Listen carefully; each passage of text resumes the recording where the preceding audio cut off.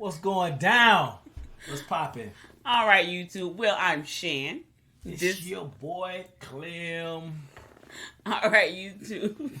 So, looting is totally acceptable. According to this girl. Yes. What girl? I don't know. I don't know. I don't know.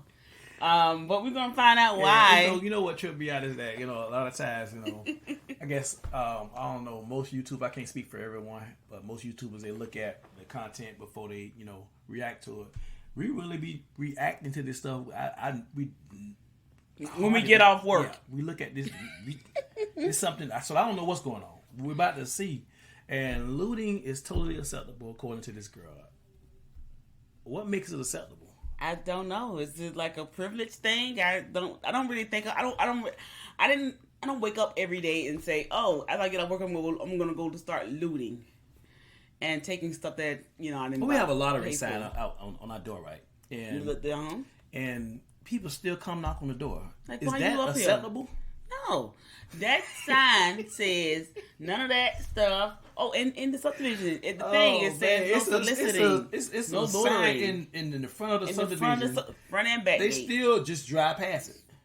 And then one time, I guess, we actually went outside and we looked at the sign on the door and looked at the person. Looked at the sign. Seriously, dude, you can't read.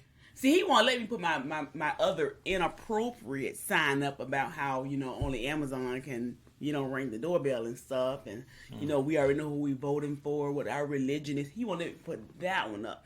So I went with the nicer one of just saying, no soliciting, please. And they still come to the door. So I am in the right mind of just putting the other one up. It don't say no soliciting, baby. But it tells you don't knock on the door if you're not. It don't say that. Things. What it says? It say something. No lording. It say. Maybe they don't understand that. Maybe they don't understand it, but I don't have time to teach them. But you want to say no soliciting. But if they know that they're not, if they're not in the Amazon, so uniform, so lording and looting is two different things, right? So maybe they think that it's saying no looting, and they say, "Well, I ain't breaking nobody's house. I'm just here to." They know what they're going to say. Sell lotion or sell. I think one person wanted to sell bottled waters or something. I'm like, bottled waters, dude. Seriously, dude. No, looting and loitering are two different things. Yeah, they know the difference. All right. Well, let's get into this thing. All right. Okay, one other headline here. It's something else from last week that I wanted to cover, and I wasn't here, so I couldn't. Mentioning it now, though. Fox News headline, Buffalo police arrested 10 for looting amid the deadly winter storm. Officials in Buffalo, New York said Wednesday, this was last Wednesday night, that 10 arrests have been made in response to looting following a deadly winter storm that ravaged the region over the Christmas weekend. The Buffalo Police Department said the arrests were conducted by its newly created anti-looting task force. The group was formed after reports of break-ins to businesses as the storm halted daily life in the city. On Tuesday, Buffalo Police Commissioner Joseph Gramaglia. Oh, man. So they got a task force for looting. Yes. They had to come up with one, man, because we done tore some stuff up, man. Like, why are you taking stuff? They are closed. These protesters we tore some stuff up. They said, you know what, we got to come up with a task force, man. This is getting ridiculous. They tearing stuff up. They had to come up with a task force. Those people looting. Are closed because of a deadly winter storm. What could you possibly... How did you get out your house? You know what tripped me out, man? It made me think about when I was younger. When power go off, it's a bad storm. Boy, I was on the rampage, boy. Why? Breaking everything, man. I was young, stupid, and teenagers, we daring each other. I guarantee you won't do this. I guarantee you won't do this right here. But it's raining and lights are out. That was the time to do it. When it's raining, everybody in the house. Right, because I was. Yeah, exactly. Warned that looting would not be tolerated. This isn't people stealing food and medicine and diapers. He said they're destroying stores. They're stealing television, couches, whatever else they can get their hands on. They're opportunists, he said at a press conference. Can you imagine somebody walking out with a couch? And with snow. And a couch walking in the snow. Okay. But TVs, I thought TVs can't get wet. No, it's listen. It's snow. It's not rain. But it's gonna melt. It's not gonna melt if you get in the house with it. You just don't drop it in the snow. I'm just tripping about. I understand the TVs, but these people got sofa, whole couch, man. Walking down the street with a whole love seat. I can imagine on the top of their head just walking with sectionals. It's a deadly storm outside. Why are you trying to get a sofa? That's an opportunity. Kerosene heaters. You know, they like, man, hey, look, kerosene man, heaters. Any means necessary. Heaters. They wasn't stealing no heaters. Well, they wasn't in need. Conference. So, that was for the major winter storm last week, and we had, we got down to negative temperatures here in Nashville, -2 degrees. Other places, the weather was even worse, and this led to looting. But don't worry, because what we learned from some leftists on TikTok is that the looters had every right to do what they did. They had every right to exploit and take advantage of this situation, as they so often do. And here's one TikToker explaining why. So I live in Buffalo. This is a 33. This is my car that's been buried in all of this snow since last week. And this is outside my granny's house. A tree that's been there since my aunt was a child. Safe to say that it's a out there, right? Here go y'all goblins who don't even live in the city. Which, by the way, the Q-tip people are the last ones to ever talk about somebody stealing anything. Y'all wouldn't be in this country had it not been for y'all stealing it.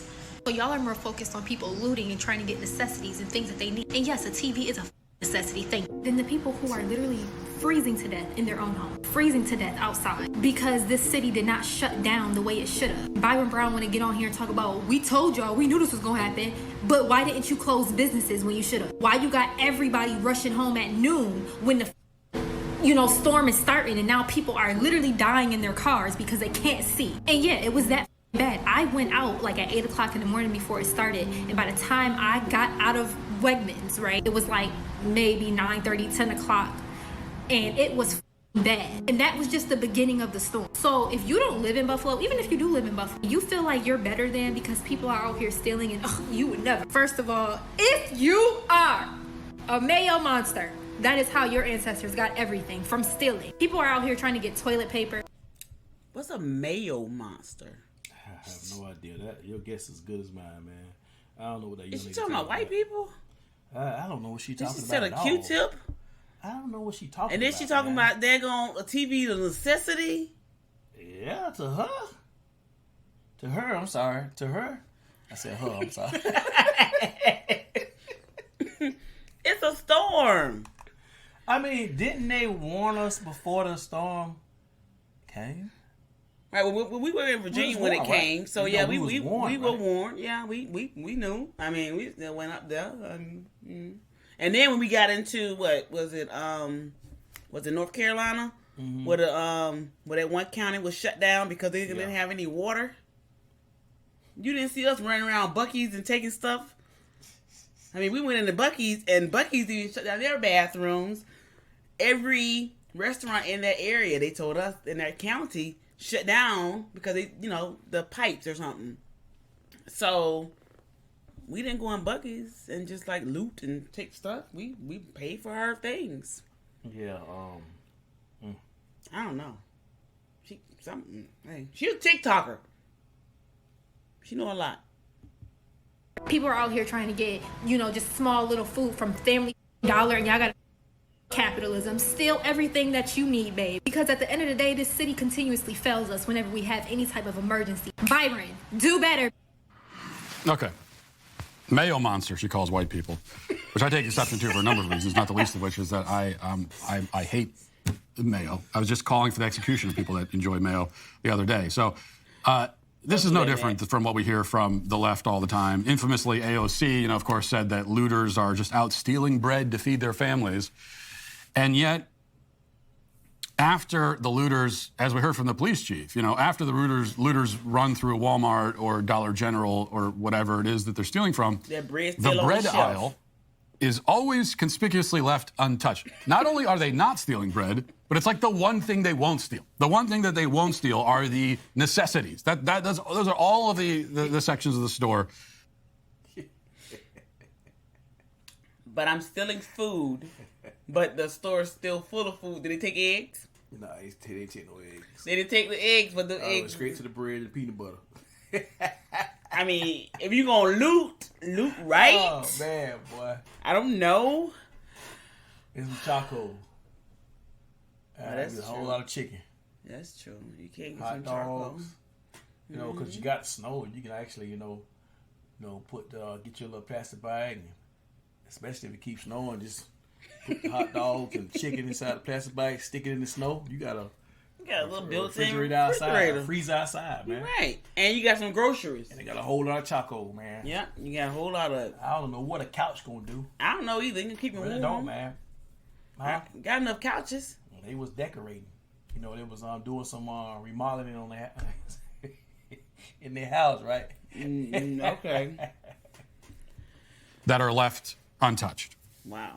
And that's because these are not starving people who are out desperately scrounging for resources. No. That's not what this is. These are vultures, scavengers, victimizing their own community, exploiting a crisis to steal from their own neighbors. The businesses that provide necessities to their own communities, they are exploiting and victimizing. And this is also something to keep in mind, when you hear about so-called food deserts. Okay, what is a food desert? Well, you think a food desert would be like an actual desert is a food desert. It's one of the things that defines a desert. There are not a lot of resources of that kind. But that's not what it means when we hear about food deserts. This is an effort on the left. They've come up with this terminology, and it's an effort to support the claim that there is still this systemic racism against black people in the United States. And they have to get increasingly desperate when they're trying to, find and locate this mythical phantom systemic racism. And so they end up talking about things like food deserts. And so a food desert is places, especially in inner city, often in black communities, where there are not as many stores and restaurants and grocery stores and that sort of thing as there are in other parts of the city. That's a food desert. Growing up over in Springfield, had never heard the word food desert at all until recently. You was living in the rich neighborhood. Get on my nerves. My side of town, you'd heard about food desert. What was the closest grocery store in your neighborhood? 100 miles away. No, it wasn't. All we ate was Church's chicken, and we didn't even have a Popeyes. Okay, so we would buy Popeyes, KFC, Burger King, Krystals. Got a Winn-Dixie. We had a Winn-Dixie in the area. Pick and Save. We had Pick and Save was right down the road. Right down the road. Yep. We was 100 miles from civilization. We was in the woods. Just teasing. But I don't know. I never heard of. heard of a food desert. Now I guess when Gateway lost the Publix, or the Publix had moved, they were saying how that was going to turn into a food desert, and I was like, yeah. Oh. Okay. I was like, this is a grocery store down the street, but I guess it was just too far for people who don't, drive. Yeah. But I guess in that area, what's the other grocery store around there within a 10-mile radius is? Save Right. Oh yeah, that's true. But it still only have one or two. You got convenience stores around there. Yeah, but I guess when you want to get healthy food, it's kind of limited. Yeah. But I never really thought about that. But we never went without. I guess depends on what their life was. You know what I'm talking about? Good life. No, I'm not saying. Okay. Although, even if there were none at all, if you're living in a city, you're never going to be more than a 5-minute Uber ride away from some kind of store. But if there are these food deserts, if there are, grocery stores and restaurants that are shutting down shop in these communities or refusing to open up in the first place, maybe this is part of the reason why. When you prey upon the businesses in your community, and you loot and rob them, then they're going to go away. And then other potential business owners are going to look, and if you've got someone who wants to open up their own restaurant, their own grocery store, and they're thinking of where should I put it. They're going to tend to put it in safer places. Yeah. Exactly. Where they're less likely to be victimized in this way. Yeah. And, they don't want to make a bad investment. That makes sense, man. And, I mean, a lot of these businesses in poor neighborhoods are already struggling, you know what I'm saying? So to stay afloat, and they've been in the community for so long, they don't want to just lead the people like that, because that's been up this like history. Yeah. With the community. So, but when you're vandalizing and taking stuff from them, man, it's like, dang, man, I mean, I'm already struggling.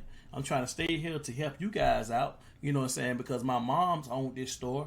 My grandmas, all of them own this store, and I'm just trying to keep this history here. But you guys keep tearing my place up, man. Every time I turn around, you got open cereal boxes and everything, just taking everything, man. Walking out with watermelons, whole watermelons. Not the ones cut up in the little package, the whole watermelon. Just open up the whole watermelon. Did your mama say down that riverside there, a lady walked out with 2 pieces? No, she walked out with Well, 2 pieces. 2 whole pieces. 2 pizzas. Yeah, and it wasn't even a bad area, but yeah, she walked out with 2 See what I mean, man? That stuff, man, it costs. Yeah. Because it's loss prevention, I think. I think that's what it's called. But other than that, man, I get what he's saying. Nobody want to invest in that mess, man. That's true. That's crazy, I know, like a lot of communities here, they're trying to build them up with the better, and make the good stuff with accessible the bad. housing. But you got old people that's they're pushing. They don't have nobody to take them to the store, so they pushing these carts. You know what I'm saying, for like two miles or so. Seriously, and they're trying to get this grocery store to get some food to take back home. Because they don't know what an Uber is. So yeah, they may not have the money to get an Uber. They may not have the money to get an Uber. It's like an Uber. With the bad. It's like an Uber or food. Yeah. So, but yeah, I get what he's saying. That makes perfect sense. Seems rather obvious, I realize, but still needs to be pointed out. That'll do it for this portion of the show. Wow. But of course, looting and taking things that you did not pay for. Couch, man. That's a whole couch. Yeah, but a whole couch, and y'all left all that bread. Y'all could at least got some people some eggs or something. Wow. I'm just saying. Don't take. I ordered a couch, and they got lost in FedEx shipping. And I called FedEx, and they said, well, the weight saying 2 pounds. I said, ma'am, it's a whole couch. I said, the box weighed 2 pounds by itself. Yeah. He said, well, I'm gonna go out there and look at it. So she's on the phone with me. Well, what it look like? I said, ma'am, it's a whole couch. You can't miss it. It's a big old box. Couch. A whole couch. I said, if you don't see the box out there, it's already gone. Somebody done took it. You know what I'm saying? I need to go ahead and file a claim so I can go and get my other couch on the way. And the thing is that you're going to run into situations like that where people just steal. We live in a world that's just the way it is. And this was a couch that was being mailed to us. Yeah. It was supposed to have been delivered. They brought us half of it, and then we never got the other part. But how do you take the other piece? But that's just of the couch. That's just how it is, and it's sad, just like. And these people done broke into a store, man. That's why they had to come up with a task force just for that looting. Yeah. But before they didn't have anything like that. They had task force for like gangs and everything, different things like that. It's like, now, man, we got to start a whole task force for looting. Yes. To figure this thing out, man. And people taking couches. And like I said, can you just picture it. It's snow. A person walking, one person with a couch on his shoulder or her shoulder, and got 2 more other family members with the middle part of the couch, because it's a sectional, and the little small part, and they walking down the street with a whole set, sectional set. That's crazy. But they gonna get home and be cold because they forgot to heat them. Man, they don't care about no cold, man. As long as they got the couch, it's a thrill behind it. I got a whole couch, man. And then you have people in Buffalo that was actually trapped in snow. That died, man. I think it was 22 people. And you worried about getting necessities a couch, a TV, when the priorities just jacked up. Yeah. The city should have went ahead and shut down. The city could have planned for it better. It's just like with hurricanes here in Florida. The proper food they needed and stuff, man, because, and nobody light should have been cut off. All the light should have been left on. Just through that storm. Yeah. That makes sense. Mm-hmm. Because we gotta stop. We gotta do better, man. Yeah. As a people, we gotta do better. I'm just not gonna look at just only black people, Got some white folks, got Mexicans, got different strokes for different folks. Different nationalities. It's always, we all do some crazy mess. It's just not just the black people. Now, it probably was a black person carrying the couch, but